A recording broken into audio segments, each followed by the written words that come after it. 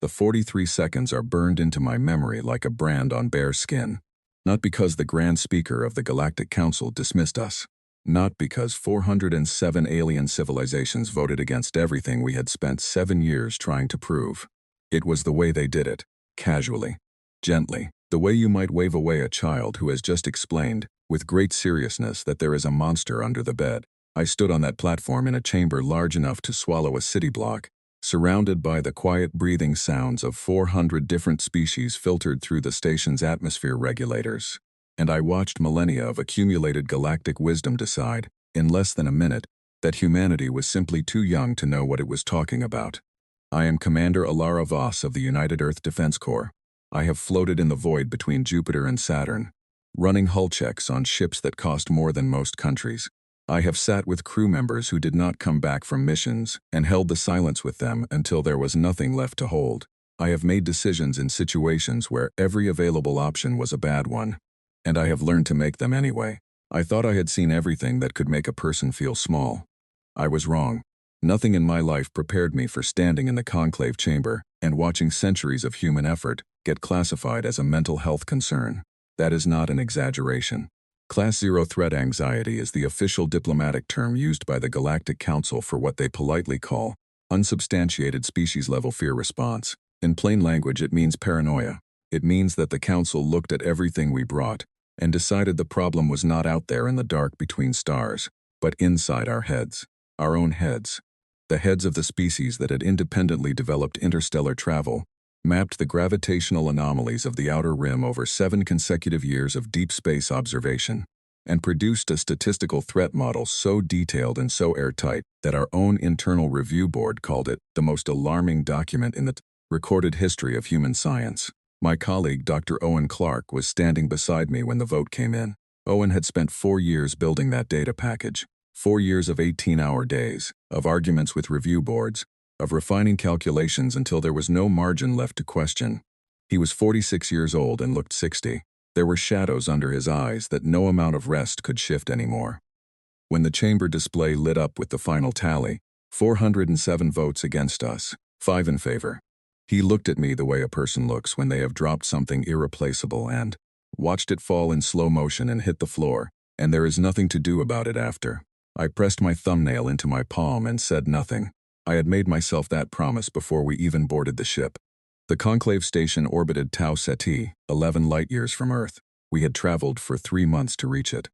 The station itself was one of the genuine wonders of the known galaxy, built over centuries and added to by dozens of civilizations, each leaving its own architectural signature in the hull and corridors and gathering spaces, so that the whole structure looked less like something built and more like something that had grown, the way a reef grows, slowly, without plan, accumulating itself from the contributions of everything that lived in and around it.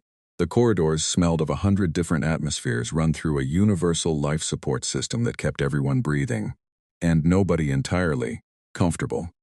Our quarters had been designed for a 4-legged species with no apparent concept of privacy, and I had spent 3 months folding myself onto a sleeping platform and staring at a ceiling that glowed faint green and rehearsing what I would say. When we finally stood before the council, I had prepared for skepticism. I had prepared for hard questions and political deflection. I had prepared for requests for longer observation windows and additional peer review and independent verification by bodies we would have to spend another 2 years convincing. I had prepared, in my most pessimistic moments, for a long and difficult diplomatic negotiation that would end in a partial compromise that satisfied nobody completely but at least moved the needle. I had not prepared for simple, comfortable disinterest. The 5 civilizations that voted with us were the only living warmth in that chamber. The Draken, an insectoid species from a binary star system near the galactic rim, had sent a military commander named Veth. He stood at nearly 2.5 meters tall and was built the way mountains are built, with a quality of permanence that had nothing to do with size and everything to do with experience. He had fought in 3 wars before any of the Council's peacekeeping delegates were born. He stood through the entire session with the stillness of a creature that has survived enough things to stop being surprised by them, and his stillness, as I watched the vote come in, did not change at all. That steadiness was the most comforting thing in the room. The Mira were ancient and quiet, represented by a small group of beings who communicated primarily through text displayed on panels they carried. their spoken language having apparently diverged from translatable range several thousand years ago. There were 3 other minor races I barely knew at the time, small civilizations in early stages of galactic integration, voting with us perhaps because they were new enough to the Council to still take warnings from outside it seriously. After the vote, the Grand Speaker spoke again. It thanked us for our contribution to galactic scientific discourse.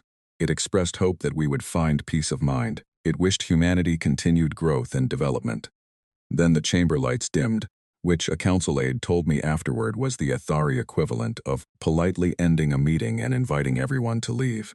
We were walked to a transit pod by a council attaché whose species I could not identify, who said nothing to us the entire way. Owen waited until the pod door closed behind us and the station was sliding away beyond the glass before he spoke. He said he needed a moment to understand what had just happened. I told him what had happened was exactly what we had feared might happen, and exactly why we had spent the last 2 months before departure drafting contingency plans. He looked at me, he said, "So we are actually going ahead with it?" I said yes. He was quiet for a long time, watching the station shrink in the viewport, that extraordinary irregular structure getting smaller until it was just a light among lights, and then just stars. He said he wished they had at least asked a few more questions. He said it would have been nice to feel like somebody was listening.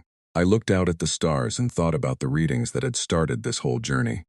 The gravitational anomalies at the outer rim, the ones that 3 separate survey teams had flagged, and 2 had initially explained away as equipment drift before Owen's team demonstrated they were real, consistent, and moving. The energy signatures that did not match any known natural phenomenon in the galactic database.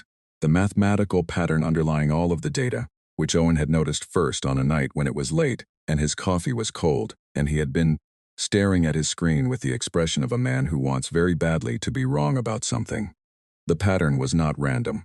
Whatever was producing it was not drifting. It had direction. It had been moving steadily toward the center of the galaxy for what the geological record suggested was an extraordinarily long time. Long enough that whatever was out there had been moving before some of the Council's founding civilizations had developed writing. I did not sleep on the journey home. I spent the 3 months reviewing everything we knew, writing letters to people I trusted, and building the framework of what I had privately been calling, in the parts of my mind I kept for uncomfortable thoughts, the plan we were going to need if the Council said no. By the time Earth's blue curve appeared in the viewport, I had the outline of something concrete. It was not a comfortable plan. It was not the kind of plan you share with diplomats or career politicians, or anyone whose primary professional goal is continued employment. But it was the plan that the situation required, and I had learned long ago that the plan the situation requires and the plan you are comfortable with are rarely the same document. The transit pod moved in silence through the station's internal network. Outside the small windows, the architectural layers of Conclave Station passed in slow sequence, each section built by a different civilization, each one carrying the particular aesthetic signature of a species that had contributed its own vision of permanence to a structure meant to outlast any of its builders. I had found the station extraordinary when we arrived. Now it looked to me like what it actually was, a monument to a peace so long and so complete that the species living within it had forgotten that peace was not the default condition of the universe. It was an achievement. It required maintenance. And the maintenance it required was not ceremony or protocol or the careful management of diplomatic language. It was the willingness to hear a thing you did not want to hear and take it seriously anyway. That willingness had just failed in the most complete way I had seen in my career. I thought about Dr. Lena Marsh, who had been the lead analyst on our first survey team. She had been the one who flagged the anomalies initially, 3 years before Owen built his comprehensive model, and she had been the one who had been told, by the Earth Scientific Review Board at the time, that her instruments needed recalibration. She had recalibrated them. The readings came back identical. She had recalibrated them again. Still identical. She had spent 6 months building the case that the readings were real before anyone with authority had listened, and when they finally did listen, she had cried, quietly, in the hallway outside the review session, not because she was upset but because she was relieved. She had been carrying the weight of being the person who could see something that nobody else wanted to see, and the relief of finally being believed was physical. I had thought about her often during the 7 years of the project. She was back on Earth now, running a research station in New Zealand, continuing the monitoring work that had started everything. She was the reason we had 7 years of data. She was the reason we had been able to make the case at all, even an unsuccessful one. When I got back to Earth, I was going to find a way to tell her that. I did not know yet exactly what I would say. Something that acknowledged that being the first person to see a thing clearly is a particular kind of loneliness, and that her loneliness had been the foundation of everything that came after. Owen was still looking at the stars when I looked at him. He had a particular way of going still when he was thinking that I had learned to read over the years we had worked together. This stillness was different from his usual one. This was the stillness of someone who has arrived at a conclusion and is deciding whether to say it. Out loud he said, "I think they will be sorry." I said, "I thought so too." He said, "The question is what sorry costs everyone." I said, "That was the question, yes." I said, "That was why we were going home to do what we were going to do." He nodded, very slowly, the way he nodded when he was agreeing with something he wished were not true. Then he put his hands in his pockets and turned away from the window and said, "All right, tell me the plan." I told him the plan. He did not say anything for a while after. Then he said it was audacious. I said yes. He said it would require everything we had. I said yes. He said he did not see an alternative. I said neither did I. He said he would need to go back to Oslo and start immediately. I said I knew. He said one more thing, which was that he wanted to be clear about something. Looking at me, the way he looked at things he considered important enough to look at directly. He said that regardless of how the next 18 months went, the work they had done in the past 7 years had been real and true, and the data was what it was. He said that being disbelieved did not make the thing you were warning about less real. It only changed who was ready for it. I said I knew that. He said he knew I knew. He said he was saying it anyway, because he thought it was worth saying out loud. I pressed my thumbnail into my palm one final time as we entered Earth's gravity field. Then I went to work. The first thing people misunderstand about military preparation is that it looks, from the outside, almost exactly like ordinary industry. You want to build warships on a scale that would alarm the Galactic Council if they were paying attention? Start with civilian freight contracts and call the shipyard an industrial logistics expansion. You want to develop weapons systems that no species in the known galaxy has seen before? Register it as advanced mineral extraction and deep core survey technology. You want to train a generation of soldiers who can operate in conditions so hostile that every standard instinct becomes a liability, who can fight without formation, without broadcasting their position, without any of the rules that 10,000 years of galactic peacetime has, built around the concept of a battle. Build a space exploration program, advertise it as an opportunity. Tell young people it is the frontier, and they will come, because they always do. Because that is a thing about humans that never changes regardless of the century or the context. We had 18 months. That was my estimate, built on Owen's models and on my own analysis of the energy readings and on something else, something harder to express in scientific language, which was the intuition that comes from watching a dangerous situation develop for long enough that you stop needing the data to tell you which way it is going. I spent the first 2 weeks back on Earth doing something that surprised everyone who knew my schedule. I did not go to the Defense Corps headquarters. I did not brief the Joint Command or attend the parliamentary security sessions or give any of the press interviews that were being requested. I drove 3 hours north of London, through countryside that was doing what English countryside does in autumn, which is to say looking beautiful and slightly mournful at the same time, to a converted stone farmhouse in Yorkshire where a retired admiral named George Hartley lived with 3 cats and a floor-to-ceiling collection of naval and military history books that covered every conflict humanity had fought from the earliest recorded wars to the most recent orbital. Engagemerge was 71 years old. He had spent 40 years in space before his knees gave out, and in those 40 years he had commanded more operations, in more conditions than anyone else alive whose name I actually knew. He had no official role in anything anymore, which meant he could say things without worrying about the consequences in ways that people with active careers and public positions could not. I had known him for 15 years and trusted his judgment in the way you trust a compass. Not because it tells you where you want to go, but because it tells you where you are. I told him everything: the council meeting, the vote, the 43 seconds, the data, the contingency framework I had sketched on the journey home. He listened without interrupting, which was unusual for him. He drank his tea, and I drank mine, and the cats arranged themselves around the room, and the fire made its sounds, and he listened. When I finished, he set his cup down on the side table and looked at the fire for a moment. Then he said that the most important thing was that they not know how much I was building until it's too late for the knowledge to matter. I said I knew. He said that meant starting immediately and making everything look like something else from the very first day, not as an afterthought, but as the foundational structure of the operation. I said I had already begun making phone calls on the ship home. He looked at me over the arm of his chair and said, "Good." Then he said, "I wish I had my knees back." I said I wished he did too. He said, "Elara, they are going to be afraid when the time comes." I said I knew. He said, "Make sure your people are not."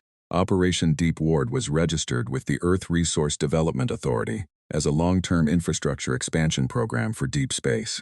Logistics. On paper, and the paper was very clean and very thoroughly audited, it was a network of mining platforms, fuel depots, and communication relay stations to be constructed in Earth's outer orbital zones, across the asteroid belt, and at several points between Earth and the inner edge of the outer rim. None of that was false. The mining platforms were real and operational. The fuel depots functioned exactly as advertised. The communication relays worked and were, in fact, a genuine improvement on what had existed before. But the platforms had structural load-bearing frames capable of being converted to weapons emplacements in under a week with components already stored on site. The fuel depots had storage 4 times what any civilian deep space logistics operation would require.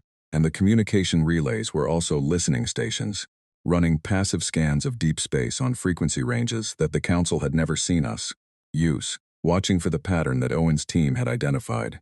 The dark side of the moon became the busiest place in human history during those 18 months. We ran construction shifts around the clock in 3 rotating teams. I visited every 3 weeks, flying in on unmarked civilian transports, wearing no insignia, carrying identification documents that described me as a senior infrastructure development auditor named Caroline Webb. I walked the construction floors. I talked to the workers. I sat in prefabricated site offices with the project leads and argued over resource allocation and delivery timelines until the numbers made sense. The workers knew what they were actually building. We had not hidden that from them. There had been no point in trying, and I did not believe in asking people to risk their lives for something they did not understand. They had all volunteered. I spent a long time thinking, during those 18 months, about what that meant. Thousands of people, across dozens of facilities, working extraordinary hours on an operation that officially did not exist and might turn out to have been unnecessary, working because someone had asked them to, and because the reason was real. There is something about humans that I understood better during those 18 months than I ever had before. When you tell them honestly that there is a genuine danger and you need their help, most of them say yes. Not all, and not always, and sometimes the yes has conditions, but mostly yes. I had known this intellectually. I came to know it in a different way during those months, in the way you know something when you have seen it happen over and over in different faces and different voices. Owen was in Oslo. He was not involved in Operation Deep Ward directly, by my choice and his agreement, because his particular value was in a different place. Owen and a team of 12 specialists that he had assembled from across Earth's research institutions were working in a facility outside the city, on a project that I considered the most important single piece of the entire operation. Not the ships, not the weapons, not the orbital emplacements, the signal. We had been calling the energy readings from the outer rim the Harbinger signal for 2 years by that point, informally at first, and then as the working name that had embedded itself into every document and conversation. Owen's team was trying to understand not just what the signal meant in terms of direction and velocity, but what it was, its architecture, its language, if it had one, the internal structure that might, if we understood it well enough, give us something to work with. He called me 6 weeks into the 18 months. It was 2 in the morning my time, and he sounded the way people sound when they have been awake too long and have found something at the end of the wakefulness that is too important to wait until morning. He said his team had finished the deep structural analysis. He said the signal had internal structure that was consistent with networked coordination, rather than a single source. He said the pattern across 17 outer rim monitoring points was not just directional but simultaneous and geometrically precise, and that the geometry, when he mapped it against the full galactic civilizational distribution chart, corresponded with a degree of accuracy that it could not attribute to coincidence, to the locations of every major inhabited system in the known galaxy. He said the Harbingers, whatever they were, knew exactly where everyone lived. They had a map, they had a plan, they had been following it for a very long time. I sat with that for 30 seconds. Then I asked him how long we had. He said if the approach velocity held with current readings, somewhere between 14 and 20 months. I said we had assumed 18. He said yes. I thanked him. He said, Alara, the Athari system is at the center of that geometric pattern. It is the primary convergence point. The Council's home is the first target. I said, I know, Owen. He said they really should have listened. I said they really should have. Then I told him to get some sleep, knowing he would not, and I went back to my own work. We had 5 allies from the Council vote, and I spent several months of those 18 visiting all of them. Not as a diplomat. I had no interest in being a diplomat anymore. I went as a soldier who wanted to know how they fought, and what they knew, and what we could learn from each other before the moment arrived. The Draken homeworld took 4 weeks by fast transport, and Veth met me personally at the landing platform. Away from the council chamber, with no diplomatic context, he was even more striking. He moved with the compressed energy of a structure under long pressure that had learned perfect stillness as its natural state. He showed me the Draken training facilities, and I spent 2 weeks watching his people train. I had read about Draken military doctrine before I came. The reality of it was something different from reading. They trained for loss, not to avoid it, but to absorb it and continue. They ran exercises where the point was to keep functioning after a scenario that should have destroyed the unit, to find the next move when there was no obvious next move, to never let the recognition that things had gone wrong translate into paralysis. They did not have a word for retreat. They had several words for regrouping, for repositioning, for tactical withdrawal toward a more advantageous position, but none of those words meant retreat. The concept itself was not in their vocabulary. I showed Veth the schematics for our orbital defense grid and the specs for the ships we were building. He was quiet for a long time, studying the numbers. Then he asked how long construction had taken. I told him we had started drafting the foundational plans before we even boarded the ship to the council. He was still for a moment. Then he made the clicking sound that I would come to recognize as the Draken expression of genuine, considered approval. He asked what I needed from his fleet. I told him I needed them positioned at a specific coordinate, under full communication silence, ready to move on my signal. He said that was something he could arrange. Then he said, and this was the moment I think I understood Veth fully for the first time, that the Draken had been waiting a long time for something worth fighting for. He did not say it dramatically. He said it the way you state a fact that has simply been true for longer than you can remember. The Mira meeting changed the shape of my understanding in a different way. Their world was old in a way that is difficult to describe without making it sound like decay, which it was not.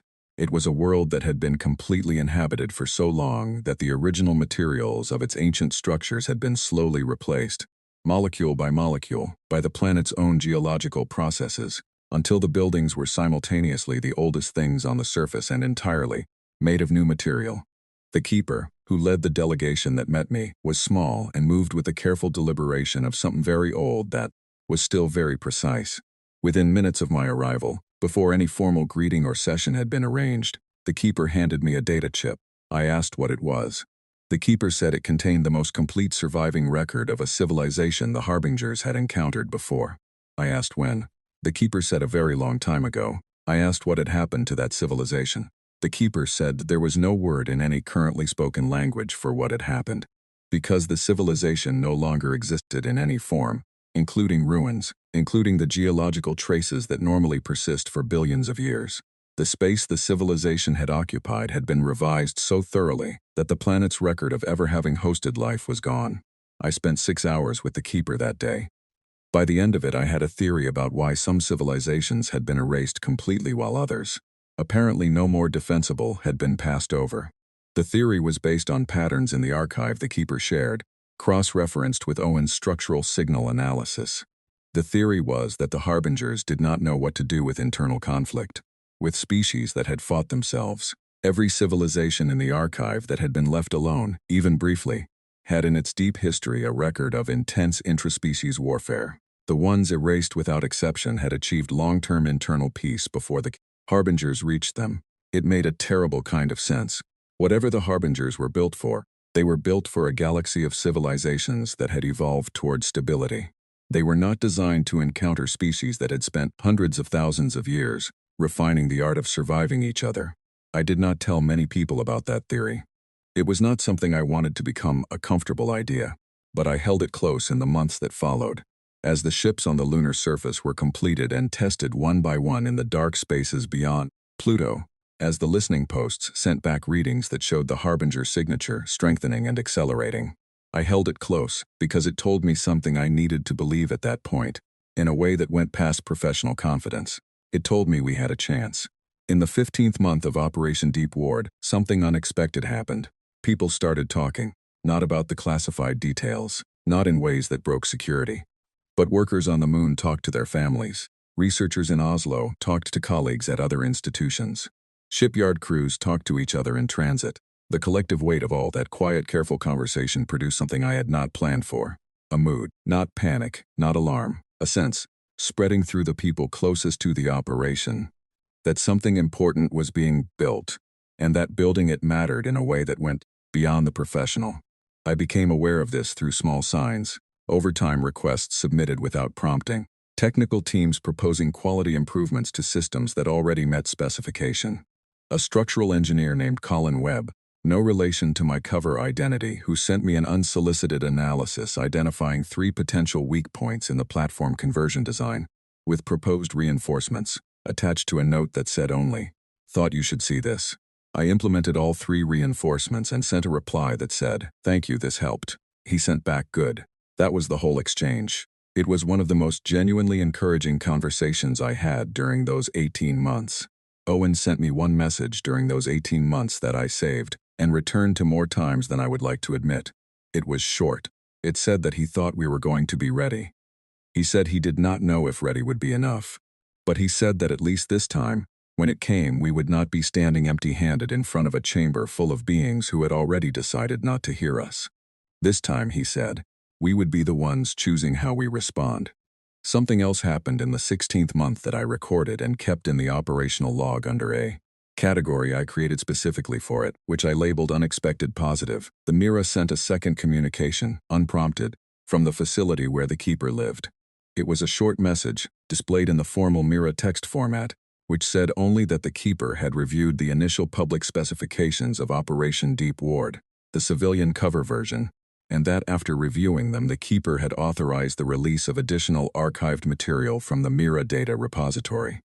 The authorization, the message said, was being given because the keeper had assessed that the entity requesting it was one that was likely to use the information correctly. That was the complete justification offered. I thought it was the most generous compliment I received during those 18 months, and I thought that for quite a long time before I sent a formal acknowledgement. I read that message the morning the alert came through, the alert that told me the Harbinger signature had crossed from a distant accelerating pattern into something the monitoring system classified as an active approach, something that was no longer out beyond the rim, something that was here. No alarm sounded when it started. That detail, which sounds like it should be the least significant part of the story, turned out to matter in ways I did not fully understand until later.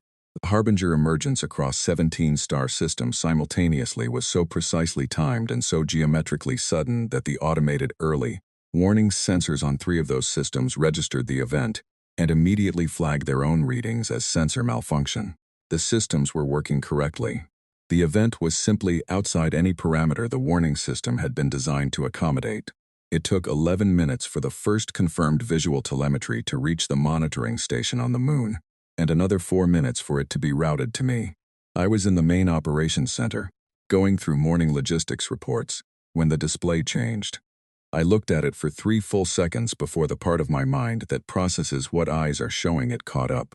The Ethery system alone showed 9 distinct Harbinger formations in close orbit above the primary inhabited world. 9 formations, each one registering a mass approximately equivalent to a mid-sized moon, covered in structures that the sensors could not classify, because nothing in the reference database corresponded to what they were seeing. The formations held position for approximately 40 seconds after arrival. Then they began. The word we eventually settled on was unmaking. Destruction was not accurate.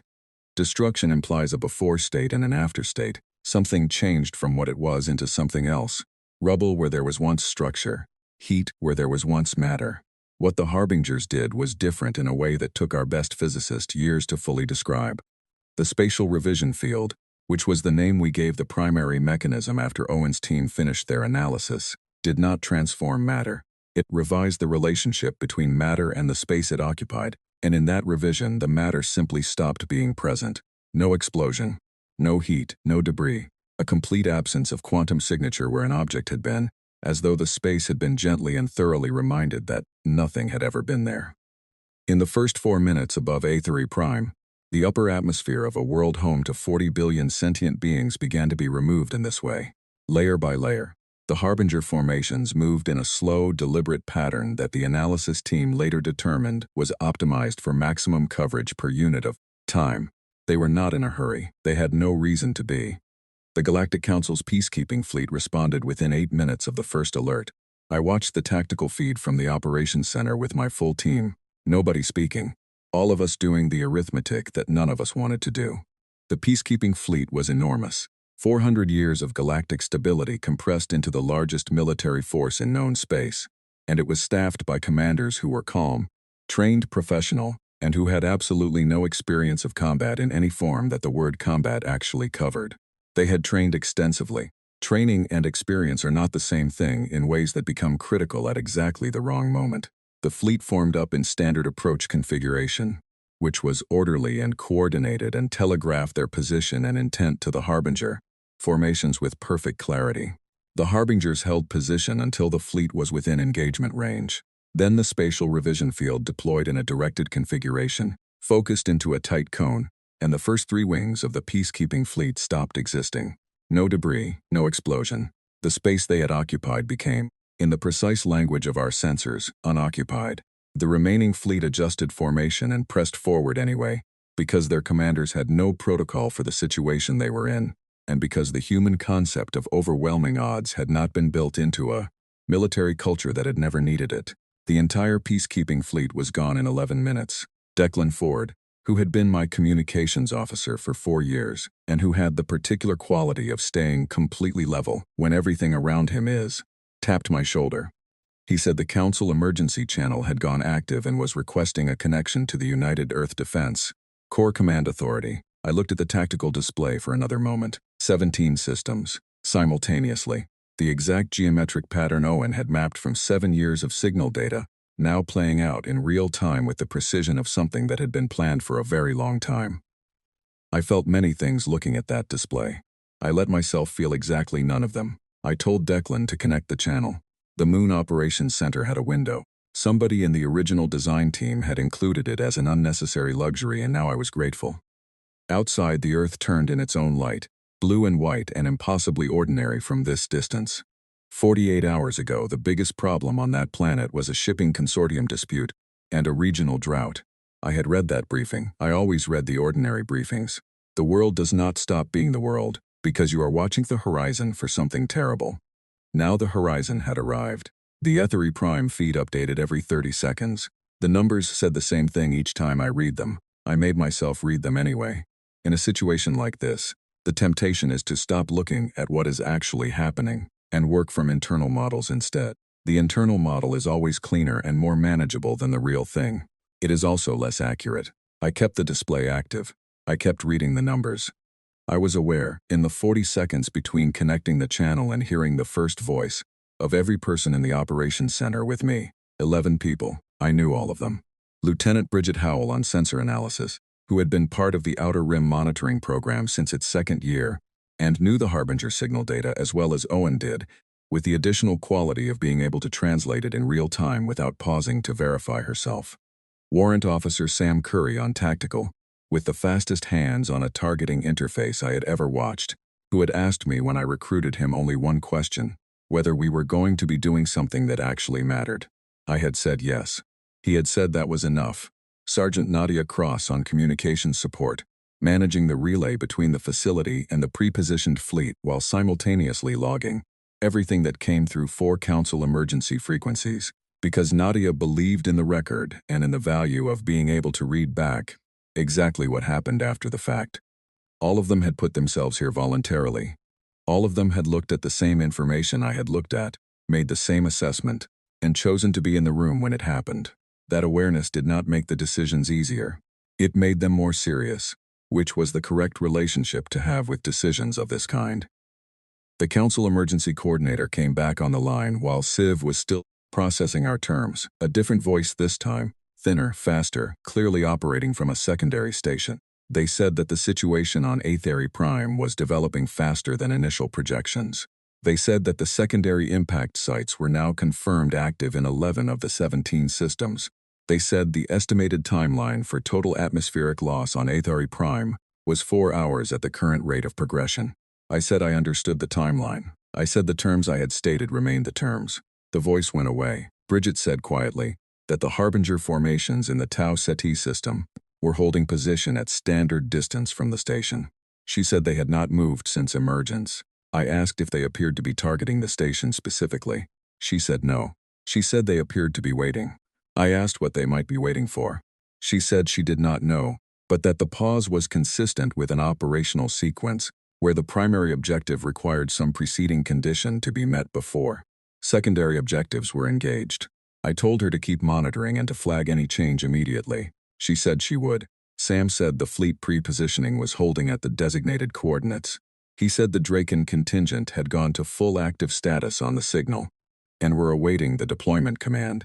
He said the Mira vessels had completed their formation alignment and were ready.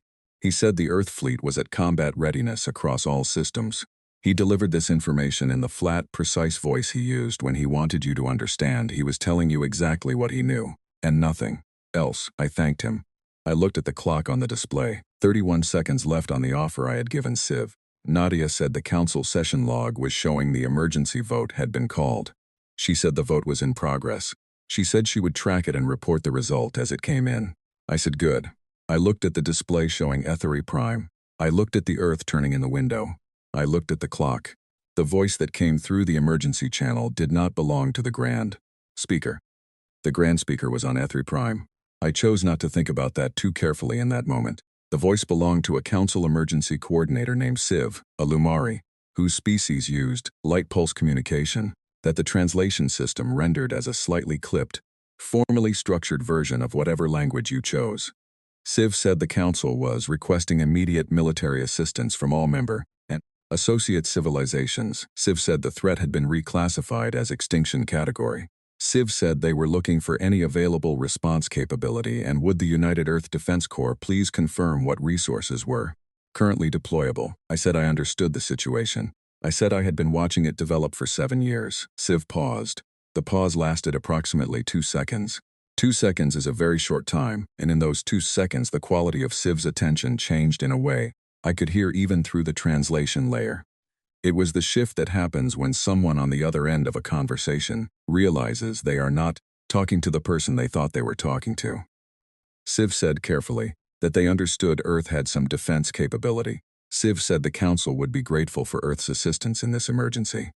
I looked at Declan. He looked back at me. He did not say anything, but his expression said he knew exactly what was coming next and that he had been waiting for it for approximately 18 months. I told Civ that Earth had defense resources that were, at this moment, fully ready to deploy. I said they were considerable. I said that humanity had spent the previous 18 months building, training, and preparing for exactly the scenario currently playing out on every screen in every Council facility, while the Council had spent that same period classifying our warning as a mental health issue and doing nothing.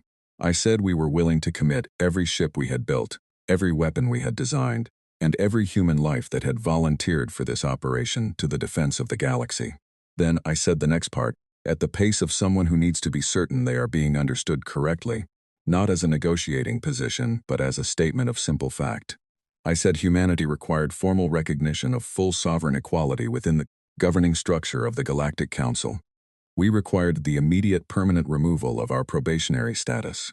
We required a seat at the governing table with the same standing and voice as any founding civilization, and we required that these terms be agreed to, formally and on the record, before a single human ship engaged a single Harbinger formation. I told Civ the offer was open for 60 seconds. I said this without raising my voice. I said it in the same register I would have used to give a navigation instruction or a maintenance schedule, up to date. The register was deliberate. The offer was not a threat, and it was not an emotional appeal. And it was not a negotiating position designed to be bargained down. It was a statement of terms from a party that had something the other party needed, and was prepared to provide it for a specific and defined consideration. Business, in the most straightforward sense of the word. The most important business anyone in that chamber had ever been asked to conduct, but business nonetheless. I wanted the tone to reflect that clearly. Civ put me on hold. I watched the display. Above Etheri Prime, the atmospheric revision was progressing steadily downward. The numbers changed with the mechanical consistency of something following a program, without variation or acceleration or delay. I watched the numbers and I did not look away, and I let 60 seconds pass in the way that 60 seconds passes when you are the only person in the room who is not afraid. Civ came back at 41 seconds. Civ said an emergency vote had been called. Civ said it had passed. Civ said the terms were accepted. I told Declan to send the Splinter Pact signal. He sent it immediately, one command, and 11 light minutes away in a region of deep space that no Council sensor array had ever been directed toward. The combined human and allied fleet came active. The ships we had built on the moon, the Draken warships positioned there by Veth in complete communication silence for the past 6 weeks. The Mira research vessels, ancient and quietly devastating, repurposed under the Keeper's authorization. The combined fleet was not the largest force in galactic history. It was the most prepared force in galactic history, which is a different thing and a more important one. At the center of the formation was the ship we had named the Owen Clark. She carried the device, Owen's team's final gift, the signal disruptor built from 3 years of frequency analysis, designed to find the heart of the Harbinger network and make it forget how to coordinate with itself. The Splinter Pact signal took 11 light minutes to reach the pre-positioned fleet. During those 11 minutes I did something I had not given myself permission to do in a long time. I sat down. Not strategically, not as a tactic to project calm. I sat down in the chair at my station because my legs had decided the time for standing was temporarily over, and I let myself think about everything that had led to this exact moment. The 7 years of watching, the 3 months on a ship heading to a chamber where we would be dismissed, the 18 months of building something while the rest of the galaxy slept. Owen in Oslo, Veth on his homeworld with his arms crossed and his stillness that meant he was paying exact attention. The Keeper handing me a chip containing a civilization that no longer existed. The workers on the moon who had said yes without being asked twice. I thought about all of it for approximately 90 seconds. Then I thought about the next 20 minutes, which was all that was relevant now. Bridget said the Harbinger formations in the Tau Ceti system had shifted, not toward the station, away from it, toward the outer edge of the system, which was consistent with the geometric pattern Owen had mapped. They were not interested in Conclave Station. They were moving to the next point on their chart. Whatever had been at the center of that chart had been addressed, or was in the process of being addressed, and now they were continuing. Sam said the fleet signal should have reached the pre-position coordinates. He said we would know in 11 minutes whether it had been received cleanly. I said I knew. He said he was noting it for the log. I said thank you, Sam. He said yes, Commander. Nadia said 3 more Council civilizations had opened emergency channels in the past 4 minutes. 2 requesting information on the status of our assistance commitment. 1 requesting evacuation guidance for their home systems. I said to tell the first 2 that assistance was incoming and to sit tight. I said to tell the third that I did not have evacuation guidance to offer, and that the best thing they could do was prepare their own defense capability for the arrival of the fleet. She relayed those responses with the precision I expected from her, adding nothing and removing nothing. At the 11-minute mark, Sam said the fleet was confirmed active. He said all pre-positioned groups were reporting ready. He said the Owen Clark was showing fully operational. He said the Draken contingent had transmitted a single-word response to the activation signal, which the translator rendered as a Draken term that had no direct equivalent, but which Sam had been told by a Draken liaison officer meant something approximately like, "Finally, I stood up. I opened the fleet-wide channel and waited until the line was confirmed clear. My voice went out to every ship, every crew, every human and Draken and Mira on board. I said we told them, and they did not listen, and that did not change what we were here to do. I said move to assigned positions. Follow your training, and remember that whatever those formations out there were built to fight, they were not built to fight us." The fleet began to move. The Lumari had a saying that one of their liaison officers shared with me during the 3rd week of combined operations, while we were standing in a corridor outside the tactical room, after a session that had been difficult for reasons that had nothing to do with the Harbingers. The saying, roughly translated, was that a battle is a question to which both sides already know the answer. It was a framework for understanding conflict that had served the Lumari well for several thousand years of galactic politics. It was catastrophically inadequate for the current situation, and the liaison officer knew it, which was why he said it with an expression that I can only describe as a person watching the tool they have relied on their entire life fail. In front of them and not yet knowing what to reach for instead. I did not say that to him. I said something about adapting frameworks. I waited until I was alone with Declan later, and then I said it. He laughed for the first time in what felt like considerably longer than it actually had been, and I thought that was worth more than the laugh itself, that a person under that much pressure could still find something to laugh at. The first engagement of what was later named the War of Unmaking lasted 9 hours. It was nothing like the 11 minutes that had eliminated the peacekeeping fleet. It was nothing like any engagement in the history of documented galactic warfare, which was partly the point. The Harbingers had come prepared for every documented form of galactic combat and for many undocumented forms that their systems had modeled based on behavioral analysis of known species. What they had not prepared for, what nothing in the galaxy had given them reason to prepare for, was combat designed from the ground up to look like nothing they had modeled. We did not advance in formation. We flew in patterns that shifted every 4 minutes, according to a randomized algorithm that I had designed specifically to resist any pattern recognition system, because a randomized pattern cannot be predicted, and a pattern that cannot be predicted cannot be targeted. We did not broadcast identification signals. We transmitted false signatures from decoy positions while actual ships moved in different directions. We used the debris from the peacekeeping fleet's elimination as cover, flying through regions of space that were technically navigable but that violated every accepted principle of safe transit. We feigned retreat and attacked from the direction of the retreat.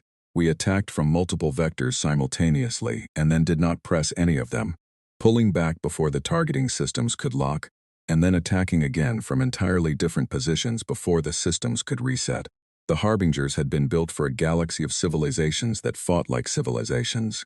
They had been built for orderly, legible, rule-governed conflict, because that was the only kind of conflict the galaxy had produced in the past 10,000 years of relative peace. Their targeting systems were exceptional at tracking organized formations. They were significantly less effective at tracking something that was not organized. Not disorganized, which is different, and which would simply have looked like noise. Deliberately and specifically anti-organized. Engineered chaos is not the same as chaos. It is chaos with a purpose, which is the hardest thing in the universe to defend against because it does not look like anything you have seen before. We still lost ships. I want to say this clearly and without minimizing it. The War of Unmaking was not a story of humanity arriving and winning easily what the galaxy had lost immediately. We lost ships and we lost people, and every loss registered in me in a place that I had learned, years ago, to keep separate from the part that needed to keep making decisions. The separation is not the same as not feeling it. It is something harder than not feeling it. It is carrying the full weight of it while walking forward anyway, because the only alternative is to stop, and stopping is the one thing you cannot do. On the 4th day of engagement, the Draken contingent held a position at the edge of the Ethery system for 6 hours under direct and sustained Harbinger attention. They held it so the rest of the fleet could reposition without being tracked. Veth commanded that action from his flagship personally. When it was over and the comms reconnected, 3 of every 10 Draken ships that had entered that engagement were gone. I reached Veth and he sounded exactly as he always sounded, steady, focused entirely on what needed to happen next, as though what had just happened behind him was already in a different category than what was in front of him. I asked if he needed to pull his remaining ships back. He said no. He said the position had held. I said I knew. He said, in the direct way he had of delivering information without ornament, that the Harbingers were slower in their targeting refresh than the models had projected. He offered this a useful tactical datum. I wrote it down. I moved to the next decision. Managing the broader Allied fleet was a different kind of difficulty. The species that had joined us from outside the Splinter Pact, the additional civilizations that had committed forces after the Council accepted our terms, came from the same long tradition of structured conflict that the peacekeeping fleet had come from. They were not cowards. The courage was there. What was not there was the instinct for the kind of fighting I was asking them to do, and an instinct cannot be installed in a few weeks of retraining the way a skill can. You can teach a person new tactics. You cannot teach them, quickly, to feel that those tactics are natural, and there is a gap between knowing what to do and feeling that it is right to do it, and in that gap, under enough pressure, people revert. Pyrrha, the Valeth commander I had first briefed 3 months earlier, requested a direct conversation with me in the 5th week of the war. Pyrrha communicated through skin color shifts that the translator rendered as careful, precise English. Pira said that the methods we were using felt, at a level below training and tactical decision-making, fundamentally wrong. Not strategically wrong, morally wrong. Pira was not accusing me. Pira was being precise. I said I understood the distinction, and I asked Pira to keep talking. Pira said that in Velith culture, and Pira believed, in most galactic cultures, a conflict was understood as a kind of dialogue. Two parties in disagreement, testing the disagreement against each other, arriving through that test at a resolution. Deception in that framework was not just tactically inadvisable. It was a violation of what conflict was for. It said the other party was not worth honest engagement. Pira said they understood intellectually that the harbingers were not a party to be engaged in dialogue. But the understanding was intellectual.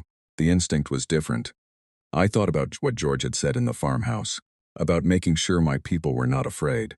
I thought about what the keeper had told me about the civilizations in the archives that had been passed over. I said to Pira that I was not asking them to abandon their values. I was asking them to apply those values to a situation those values had not been designed for, which was a different thing.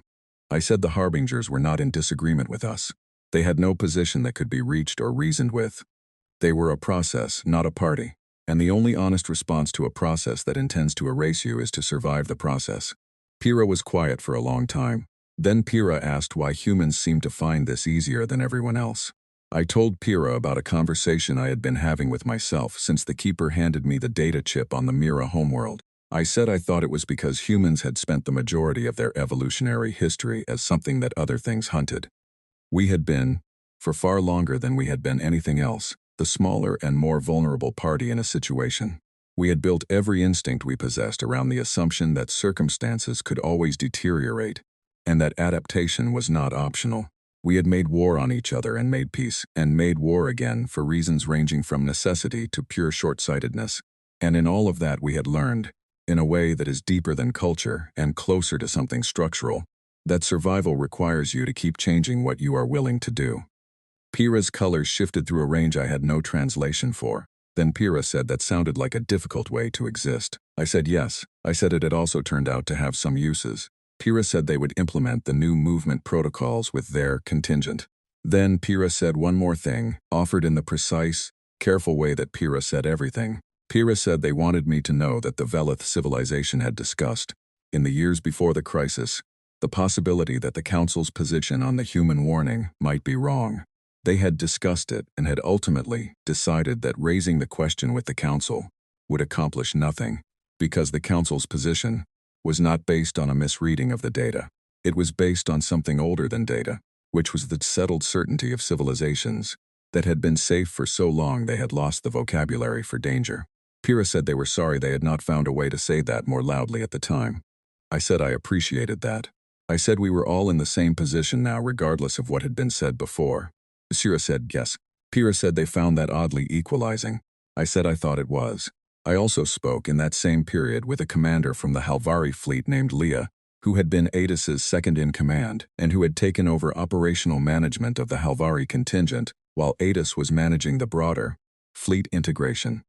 Leah was younger than most of the commanders in the combined force and had a directness that I found useful.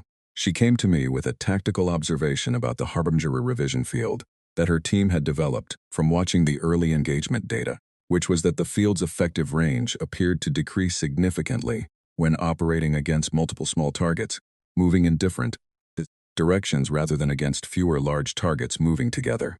She said the math suggested that dispersal was more protective than formation, regardless of what the formation was doing. I asked her to quantify it. She gave me numbers. The numbers were sound. I adjusted the movement algorithm to weight dispersal higher than it had been weighted before. The next engagement showed a measurable improvement in survival rates for the dispersed groups. I sent Leah a message that said, "Good work." She sent back, "It is what the data said." I thought that was the right answer. Owen called me in the 7th week. The signal disruptor was ready. The device had been built from the frequency analysis that his team had been developing for 3 years. And the theory was this: the Harbingers were not independent units. They were nodes in a single distributed network, coordinated by a signal passing between them that kept the whole system synchronized. Without that synchronization, each node would revert to a simpler operational mode.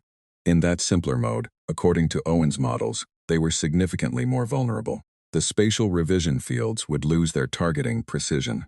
The coordination that made them nearly impossible to engage effectively would fail.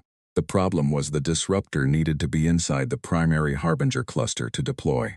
The primary cluster was at the geometric center of their attack pattern. It was the most heavily defended point in 17-star systems. Owen said he could not model a positive survival outcome for a ship that entered that position with the current tactical situation. He said this with the careful precision of someone who does not want to be misunderstood. Then he said he had a suggestion about who should deploy it. His voice had the particular quality it had when he was about to say something he knew I would not want to hear. I told him no before he could finish the sentence. He said he had already designed the deployment system for manual operation. I said we would find another approach. He said there was no other approach, that remote deployment was not viable because the Harbinger network would intercept any external signal, that this required a physical presence inside the cluster. I was quiet for a while. He let me be quiet. Outside the operations room window, I could see a portion of the combined fleet in loose formation, arranged in the deliberately imperfect pattern I had designed, holding position in the dark between star systems. I told him I was going. He said he had expected I would say that. I said I was the best pilot in the fleet, and that was not pride, it was a relevant capability assessment, and I would appreciate it if he did not argue with it. He said he agreed with the assessment. He said he would transmit the technical specifications within the hour.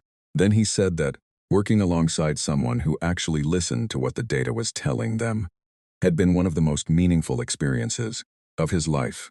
I said the same was true for me. He said he thought this was going to work. I said I believed him.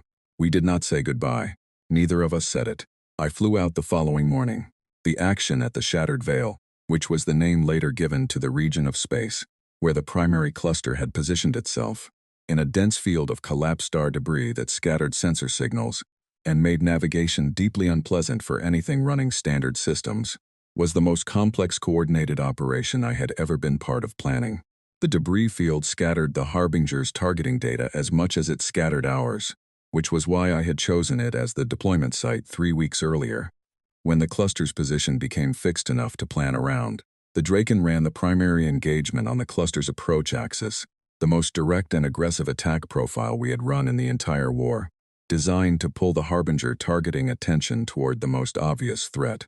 The Velith and Cephine contingents ran simultaneous flanking movements on the debris field's outer perimeter.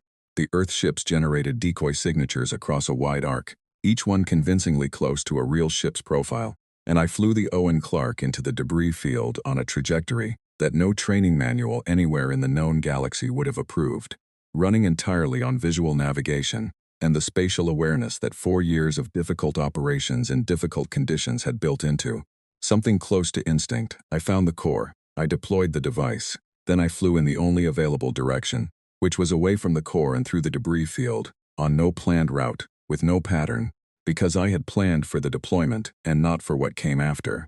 And the only way out was the way that presented itself moment to moment. The Owen Clark took significant damage. My engines went down approximately 40 seconds from the edge of the debris field. Declan, who I had not asked to follow me, and who had followed me without asking, pulled me out on a tow cable from a support vessel he had positioned himself 2 hours before the operation began. Because he had looked at my plan and identified the thing I had not accounted for and had accounted for it without telling me because he had correctly assessed that I would have told him not to. The signal disruption took 4 seconds to cascade across the full Harbinger network. I did not see it happen. I heard it. Across 17 communication channels, across every language the translator was running, I heard the commanders of the combined fleet say, in their various ways, the same thing. That the Harbinger formations had stopped moving, that the spatial revision fields had deactivated, that the network was, across all 17 systems simultaneously, no longer responding. Veth's voice came through last. He said the position was secure. He said the Draken confirmed across all engagement zones. He said, in the tone of someone making an observation rather than a declaration, that it appeared to be over. I was still in the tow cable, floating with no power, watching the debris field recede behind us, and I said yes. I said it appears to be over. I said thank you, Veth. He clicked. I closed my eyes. I gave myself 60 seconds. In those 60 seconds I thought about the device deploying, about the 4 seconds of cascade, about its 91% confidence and what the remaining 9% would have looked like, about Veth clicking on the comm line and the specific sound that produced, which I would carry for the rest of my life in the category of sounds that meant something was being acknowledged that was too large for words. About Declan and his tow cable, and the 2 hours he had spent positioning himself without telling me, because he had looked at my plan and found the gap and filled it, which was, I thought, the most accurate summary of what good people do when they are working alongside you, and they trust that the work matters. Then I told Declan to get us to a repair bay. We had a galaxy to figure out what to do with. The chamber was quieter the second time. That is the first thing I noticed when I walked in. Not the empty seats, though there were many, entire delegations missing because the civilizations that would have filled them no longer had the numbers to send a formal representation. Not the new faces, unfamiliar species that had never been invited to the table before, and who sat with the particular alertness of people who are not, yet sure whether they are guests or participants. The first thing was the quiet. 10,000 years of galactic civilization had filled this place with a specific sound. The sound of beings who have not been seriously afraid in a very long time, who carry the comfort of stability the way a person carries warmth from a fire they have been sitting beside long enough to forget it is a fire. That sound was gone from the room. What had replaced it was different, careful, present. The sound of people who had been reminded what it meant to nearly stop existing, and who were sitting with that knowledge in a way they could not yet fully articulate. Veth stood at the center podium. The Draken delegation had proposed him as the presiding authority for the founding session, and nobody had argued. He wore no ceremonial garments. Ceremony was not something the Draken invested in under ordinary circumstances, and the circumstances were not ordinary. He opened the session by stating, in the direct and unembellished way he did everything, that the Galactic Council of Civilization was, as of this assembly, formally dissolved, and that what was convening in its place was the Council of Stewardship. He said it had a different name, because it was a different thing with a different purpose, and it would be a dishonesty to the dead to pretend otherwise. He said there were a great many dead. He said we would not be pretending otherwise about anything, starting now. Nobody argued. The chamber was very quiet for a moment after he spoke. I sat in Earth's seat and let the quiet be what it was. I had not slept well since the war ended. That statement is too simple for what was actually true. I had slept. My body had required it, and my body had gotten it. But the sleep had a quality that I had not experienced before, which was that I was not fully in it. Part of me stayed awake even when the rest was not, standing watch in some internal room, unable to be fully certain that the emergency was over. The therapist at the Medical Corps facility outside Edinburgh, where I had gone twice in the months after the final battle, said this was a normal response to sustained high-pressure operations and would ease with time. I believed her professionally. The part of me standing watch was less convinced. Owen's absence was the central fact of the aftermath for me, the one that everything else arranged itself around. He had been in Oslo when the Harbingers made their second wave push into the inner systems, 6 weeks before the final battle. The second wave push was less coordinated than the first, which we understood later to mean that the early disruption work, during the initial weeks of the war, had already begun to degrade the networks. Precision, less coordinated, did not mean insignificant. The Oslo facility was not a military installation. There was no reason, from any tactical framework, that it should have been hit. It was hit anyway, because the second wave push was casting wider, and because the Harbingers in that state were not precise. I had been in a strategy session when Declan gave me the message. I had read it. I had put it in the interior room, where I was putting things that needed to be felt properly, when there was time to feel them properly. I had finished the session. What I found when I eventually opened the interior room was not what I had expected. I had expected grief in its ordinary form, which I knew, which I had experienced before and understood how to move through. What I found was something different. A kind of structural absence, as though a load-bearing element had been removed and the rest of the building was still standing but was now standing differently than it had been designed to stand. I was dealing with it. I expected it to take a while.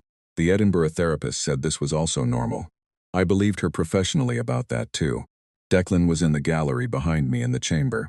He had left the Defense Corps after the final battle and was currently not sure what he was doing next, which I thought was a completely reasonable state to be in. He had been at my side through everything, through every session and every crisis and every decision where every available option was bad, and a choice had to be made anyway. He had followed me into the debris field without being asked because he had looked at my plan and identified the gap I had left in it, which was me, and had filled the gap.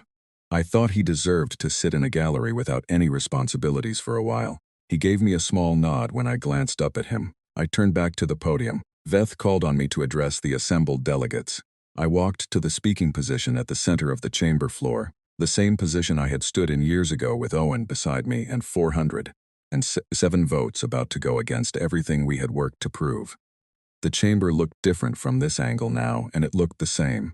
The architecture was unchanged. The light fell in the same way, but the faces in the gallery, those that remained, looked back at me with an attention that the first session had entirely lacked. They were not waiting for me to finish. They were listening. I had written what I wanted to say, and then set it aside and written it again from a different direction, and then set that aside as well. In the end, I came to the podium with nothing prepared except the truth, which was the only thing I fully trusted anymore after everything that had happened. I said that humanity had stood in this chamber before, with data that should have changed every decision made in the following 2 years. I said the council had voted, and the vote had gone the way it went, and we were all living now in the specific shape of world that vote had helped create. I said I had no interest in standing here and assigning blame for that, because blame looked backward, and we had a great deal of forward-facing work to do, and I was not willing to spend the time we had on the wrong direction. I said I understood why the vote had gone as it did. 10,000 years of sustained peace produces a particular kind of certainty, a certainty that is not stubbornness or laziness, but something built slowly into the structure of how a civilization sees the world, and that kind of certainty is genuinely difficult to argue with from the outside, especially when you are arguing from a position of being smaller and newer and less established. I said, if I had spent 10,000 years without encountering a genuine threat, I could not be fully certain I would have voted differently. I was not sure that was true. But I said it because what came next required honesty from everyone in the room, and honesty from everyone in the room required honesty from me first. Several delegations shifted. Pyrrha's colors moved through several quiet variations. I continued. I said we had prepared a framework for a new governing structure. I placed the document on the speaker's display and activated the projection. I said we were calling it the Voss Accords, which had not been my idea and which I had eventually accepted on the grounds that someone's name needed to be on it and the Splinter Pact nations had voted. I read the provisions aloud and offered the full text for individual review. The first provision established that no warning from any recognized civilization, regardless of its standing, its age, its development level, or its membership status within the Council, could be dismissed or deprioritized without mandatory independent investigation. The investigation had to be conducted by a committee of no fewer than 7 civilizations, none of which could be the civilization issuing the warning, and none of which could be the civilization the warning was about. The investigation had to be completed within 6 standard months, and the findings made available to every member civilization, without restriction. No vote to dismiss or deprioritize could be called until the investigation's report was public. I read this provision twice. I wanted it to be clearly understood. The second provision established Earth's permanent seat at the Council of Stewardship, with full founding status and the same standing and voice as any other founding civilization. I said this was not open to negotiation, and I explained why in simple terms. We had earned it through preparation, through alliance building, through the Splinter Pact that had been the only organized response capability in existence when the crisis arrived, and through the operational command that had produced the outcome we were all now sitting in this room to discuss. I said this without aggression. It was simply accurate. The third provision, which had been Veth's suggestion, and which I thought was the most important one in ways that would only be clear over the long term, required that every member civilization of the Council of Stewardship maintain a defined level of active readiness. Not a peacekeeping fleet, active readiness, a genuine military and emergency response capability regularly tested, openly reported, and capable of rapid deployment. The provision included language that Veth had drafted himself, in the Draken style of stating things plainly. Peace is a condition that must be actively maintained and not a condition that can be assumed.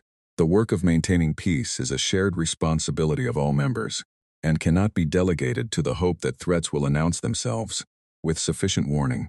There were 23 provisions in total.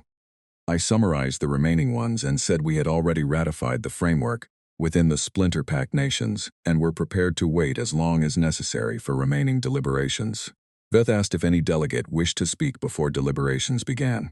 There was a pause, the kind that happens when a room full of people each waits to see if someone else will go first. Then the Mira section stood. Not the keeper I had met years ago, whose age I could not measure and whose pace had been very slow. A different Mira delegate, younger in whatever way that concept applied, who moved with slightly more speed and whose eyes caught the chamber light in the same way.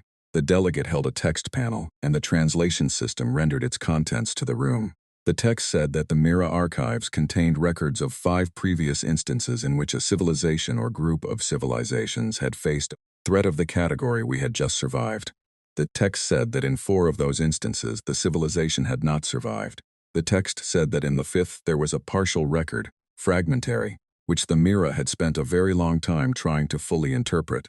They now believed they understood what that surviving civilization had done differently than the 4 that had not made it. The surviving civilization, when the crisis came, had listened to the members of their community who were considered minor or marginal or insufficiently established to be taken seriously. They had set aside the assumption that age and stability were the same as wisdom.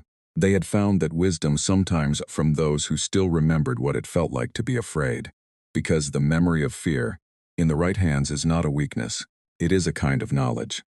The Mira delegate lowered the panel and looked at me across the chamber floor with those light-catching eyes. Then they sat down. The deliberations took 4 days. I spent much of that time on the observation deck of the conclave station, the same one I had used years ago after the first vote. The stars were unchanged. Beyond the hull of the station, the universe continued to be vast and indifferent and ancient, and somewhere out in it, a colony ship from Earth was making its way toward a system in the outer rim that our surveys had flagged as worth a closer look. The colony ship had launched 3 weeks before the Accord's vote, before we knew how the vote would go, because that was what we did. We had been through an extraordinary period of loss and violence and existential uncertainty, and we had launched a colony ship anyway, because the alternative was to stop moving, and we had never been particularly good at stopping. I thought about Owen a great deal on that observation deck. I thought about the morning in Oslo, years ago, when he had called me at 2 in the morning, with the voice of a man who had found something terrible. I thought about the specific way he looked when he was about to say something he knew was going to be uncomfortable, the slight tensing around his eyes, the careful choice of the first word. I thought about the message he had sent during those 18 months, the one I had saved, the one about being ready. I thought about the fact that we had never said goodbye, that neither of us had been willing to say it, and that this felt right to me even now. Goodbye is a kind of conclusion. We had not reached one. I thought about Veth's holding position for 6 hours in the ethery system. I thought about Pyrrha's question and my answer, about the evolutionary memory of fear and what it builds in a species over time. I thought about George Hartley in his farmhouse in Yorkshire, with his cats and his fire and his 40 years of difficult experience, saying "good girl" in the voice of someone who did not give out compliments easily and meant them when he did. I thought about Declan in the debris field, positioning his support vessel 2 hours before the operation, not asking permission, filling the gap I had left in my own plan. I thought about the workers on the moon who had said yes without being asked twice. On the 4th day, Veth reconvened the full chamber. The vote on the Voss Accords proceeded provision by provision, as we had agreed. 3 delegations had procedural objections to specific language in 4 of the 23 provisions, and those objections were legitimate and documented for committee resolution. The core framework, the investigation requirement, the founding seats including Earth's, the readiness mandate, the shared responsibility clause, ratified by every remaining civilization in the chamber. Veth made the formal announcement in the plain, precise way he made every announcement. Then he looked across the chamber floor at me and performed the formal Draken gesture of deepest respect, the mandible movement I had first seen him make in the council chamber after the Mira delegates sat down. Around the gallery, in their own forms, the other delegates followed. Light shifts and posture changes and sounds that arrived without translation, but with meaning that needed none. I stood and received it. I thought about saying something that would mark the moment with the weight it deserved. In the end, I said thank you, and I said we had a great deal of work ahead, and we should probably begin. Declan was waiting outside when I came through the chamber doors. He had his jacket over one arm, and the expression of someone managing several large things at once, with the composure of someone who has had considerable practice. He asked how it had gone. I told him the Accords had passed. He said that was good. I said yes. He looked at me for a moment, the way he looked at me when he was deciding whether to say the next thing.